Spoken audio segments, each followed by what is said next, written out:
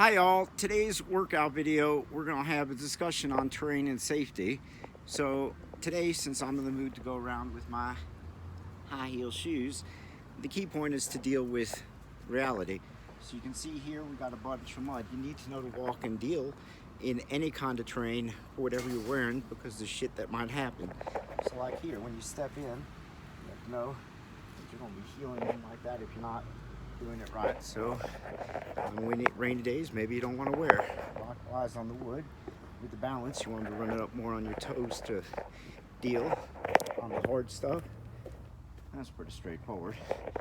Just walk, but your heel's still going a little bit. So whatever you're doing, make sure you're safe and you can at least do the basic stuff you need to protect yourself. You know, for me, there we go. There's some of the basic shit that allows me to feel good. You know, pop, pop. The problem is unbalanced, so you need, of course, do things differently. It's a little bouncing. Like when you see the boxers, you can go around and do whatever the fuck you need. So it's understanding how to accommodate to terrain, of course. And likewise, the exercises, you know, it's one thing doing the push-ups like I've shown you before, you know, even if you're just doing the basic ones.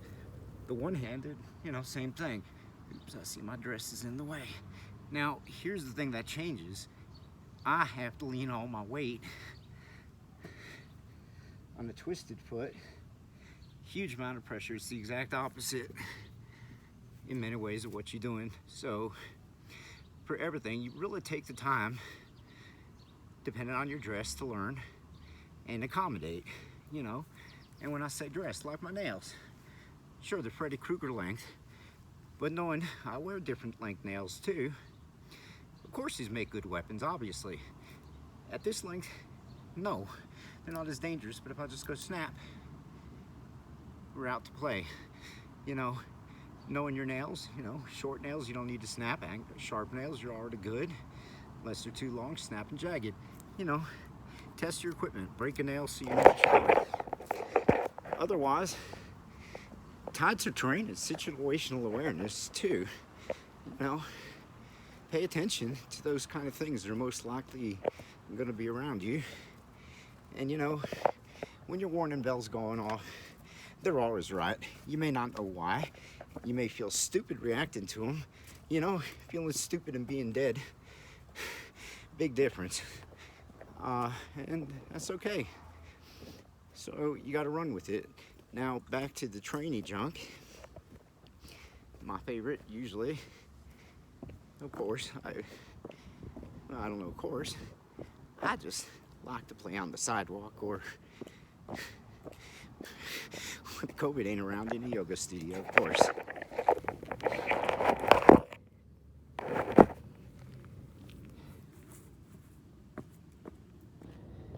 You know, so some days I'm there at the studio with the girls, and they're always practicing for their showing stuff, or I'm like, they're just so hot, sorry. You know, but the thing is, I watch them, in a sense, practice for all the different terrain.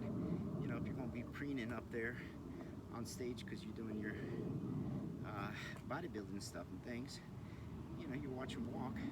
But often up, I watch them doing the same sort of thing, slowly moving, because you want to move with elegance and grace, even on high heels. So I watch them doing the same kind of thing, and it's a lot of fun. So people, be careful. Ladies, when you go out with your high heels at night, really make a point of feeling more comfy in what you're doing. You know, I'll give you one tip that makes it a million times easier is stay on your toes, don't balance against your heels, and lop is easier, unless you're running up a hill or something, then dig into the heels, and even in the snow, you probably get away from the guys.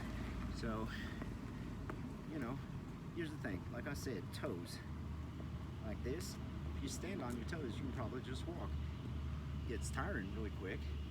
You can put a touch of weight on your heels, and when you stop moving, that's when you just put the full weight. That alone makes it a lot easier. And as I showed you, there's a lot of balancing work, like what I was doing before, that really is easier if you're just hopping and your heels never actually hitting the ground. In which case, whatever you're doing, dynamic balance with hopping is much easier than balancing static, you know. So keep in mind, there's a lot you can do to accommodate if you take the time to learn to be safe. And then when the guys walk and see you and think you're helpless because you got them damn heels on, it's, you know, bullseye, they're gonna leave you alone in the morgue. You know, that's the point. So take the time, and what seems to be in every regard a liability like high heels or the nails can become a major asset, and it can save your life. Alrighty, with that said, let's just do some basic warm-ups. It's gonna be interesting because I know it looked pretty good and my balance was pretty good. Today is a little off still. I got my new set of boobs. This is a smaller set. Just essentially double the in size and 2.5 times that in weight. Yeah, 8 pounds combined throws off your center of balance until you get used to it. I haven't gotten a chance to get used to this pair. So let's start with some basic moves. Hold your leg out. You need your arms to balance, that kind of thing. Do it. And then just work it and swing it back. Woo!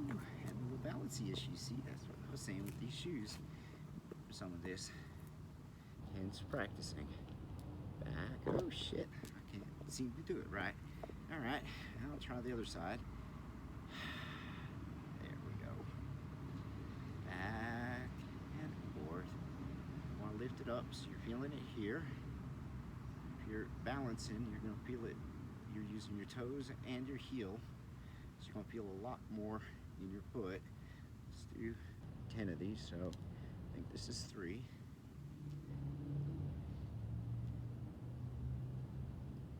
5.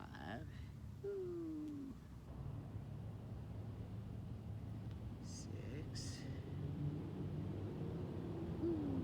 7.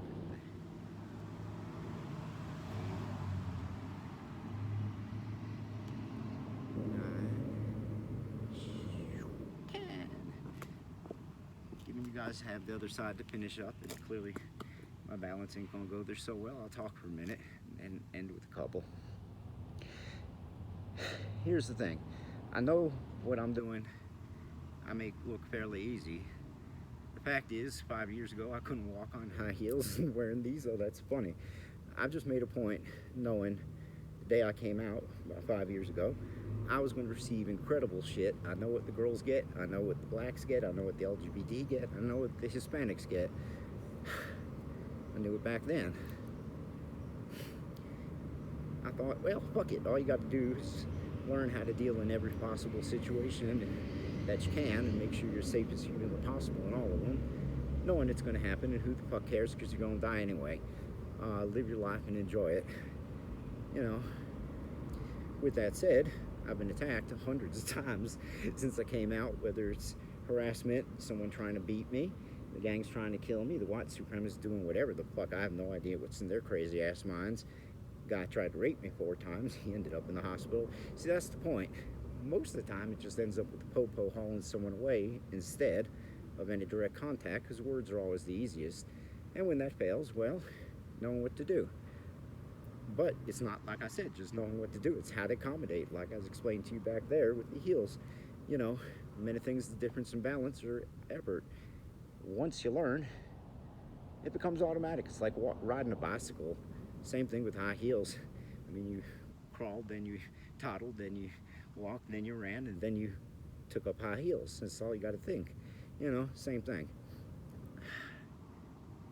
Safety is, in honest to God, for the most part, is up here. It's not so much what's here, is knowing what to do to minimize the need for this kind of thingy. Preparedness and listening to your instincts are by far the most important. The latter being even more important than the former. Listen to your instincts even if you're not prepared. Maybe you'll get the fuck out and survive or do what you need to do. Pick up that 2 black iron and smash the asshole in the head. You know, And ladies, here's the other thing. Don't fight fair. Fair fighting will just get your ass killed. You know, you see a gun when someone's harassing you, just dive for it, pick it up, and boom, boom, boom. You know, you don't have to need to know how to shoot, ladies. Just aim the damn thing and just start pulling that trigger. As long as you got it pointing in the right direction, unload the damn thing, and maybe the fucker won't get you. You know, that's the point. Guys coming at you, if you can find any object, hurl it at them. It doesn't matter. Start screaming at the top of your lungs until your throat fucking bleeds if you need to. Run, scream, throw rocks, do whatever. Draw attention. The more attention, the better. Scream to people, call the popo, videotape this, whatever it takes. Most will freeze, but some might. If you got people there, shout, help, help, help, and run towards them so that they're forced to either call the popo or get the fuck away because they're being useless, or help you. Put them on the spot. Your life matters, and if they're not helping, they're hurting. If you get them to run away, well, you help them because they don't belong there. You know, people a lot to safety, but most of it really just comes down to common sense and listening to your damn alarm bells. You know, doesn't matter how much working out you get so you're physically fit. Doesn't matter how well you need to, you know, if you can't think up here, you're fucked. You know, my experience, when we walk around like this, stay away from the more entertaining drugs and just keep it down to my 3 grams of THC a day.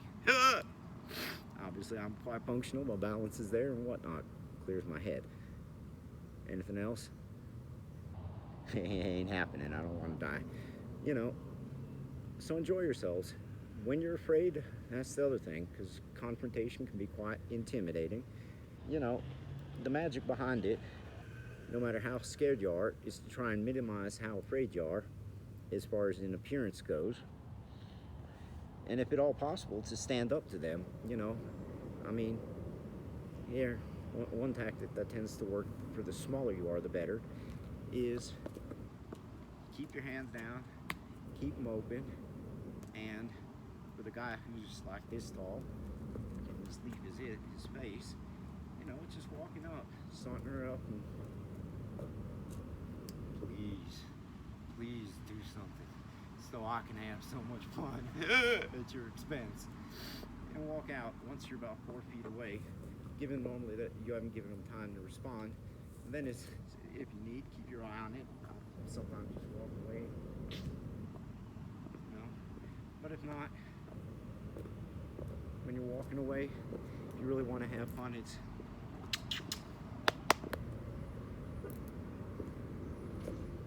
what that says, when you, especially if you have a gang coming at you, when you went up to the leader, got in his face, they don't hear it. The fact that you said it with a smile and open hands down means you do not feel threatened in any way, and that you're intimidating the motherfucker. When you stepped away 4 feet or 6 feet, whatever is appropriate for you, you're in, I don't give a fuck what you do, asshole. And when you start to move, I can run away distance if nothing else, you know.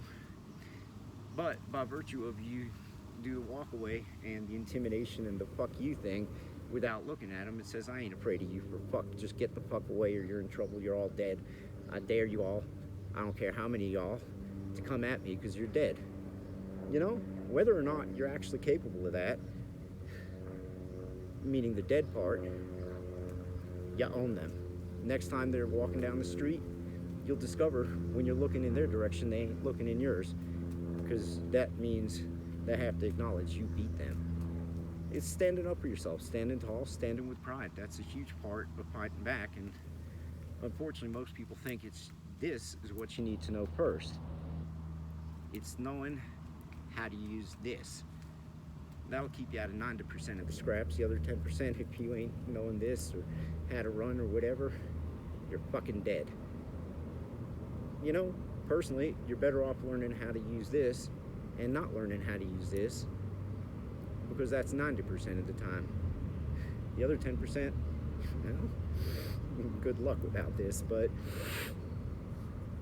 90% of the time you're going to walk away. That's better than most people if you just learn how to use your mouth and your brain. Truthfully, the other thing, I mean, you hear it from the cops and the military all the time, is those who stay calm tend to do a lot better. In a crisis, That has been my own personal experience, having led many efforts to clean things up and ran my own gang too, sort of. It's all in the head, it's all in the mouth, and it's all what people believe, but it's learning how to use your mouth. And the reality is, if you stay calm and focused, especially if you're in a scenario where there's other people involved who might get hurt, if you're the one calm and focused and you say, let's do X, people will normally just do it without argument because you're the one taking charge and they have no idea what the fuck to do. So, ladies, again, that's a way, especially when you're with a bunch of testosterone-laden idiots, also taking a risk, often enough, that makes you the best choice. The calm one, the one that's clear-headed, and the one who's not afraid. That speaks to the guys. Grow up, face it, and deal with your own issues. You know, use that stereotype of us ladies being the helpless ones to your advantage. You know, take charge, take command, and more often than not, the outcome will be more in line with what you want, at least, because you're the one in charge and taking command. I know this all sounds great and good, and it's not so easy, and I acknowledge, but when it's your life on the line, and maybe the life of your child or such, really put this in your mind. Don't show the fear.